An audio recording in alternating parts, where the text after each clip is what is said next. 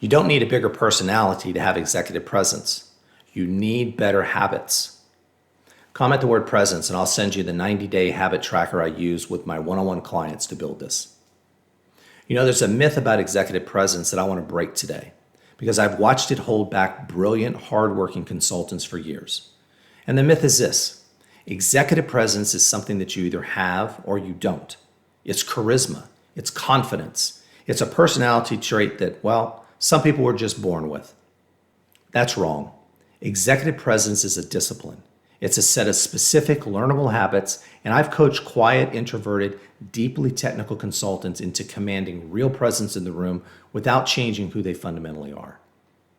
Let me give you 3 habits that build executive presence, none of which require you to become a different person.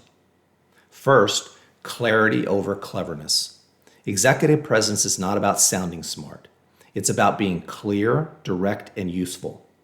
Senior leaders want the point, the risk, the recommendation, and the next move fast. The consultants who ramble to sound thorough actually read as less senior, not more.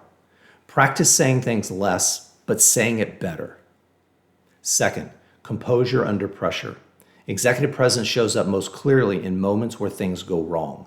A hard question in a client meeting, a stakeholder pushing back, a deadline that's slipping. The consultants who stay calm, acknowledge the issue directly, and pivot to a solution are the ones that clients trust with bigger problems. Panic reads as junior, and composure reads as ready. Third, consistency, not performance. You can't turn on executive presence for the big meeting and then turn it back off for the rest of the week. The partners and clients who trust you with more are watching you in the small moments and internal syncs, not just in the big pitches. Presence built only for the spotlight isn't presence. It's a costume, and people can tell. Here's the honest truth. None of this requires you to be the loudest person in the room. Some of the most respected partners I've worked with in 35 years were quiet, measured, and deliberate. What they all had in common wasn't personality, it was discipline, clarity, composure, and consistency practiced meeting after meeting until it became who they are. If you've ever been told you need to work on your executive presence without anyone telling you what exactly that means in practice, well, that ends today.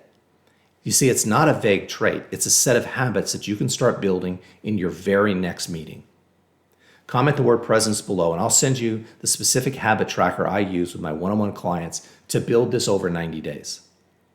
I'm Michael Hendrix. Next week, we go into the question almost nobody asks at review time and why asking it could be the single biggest career move you make this year.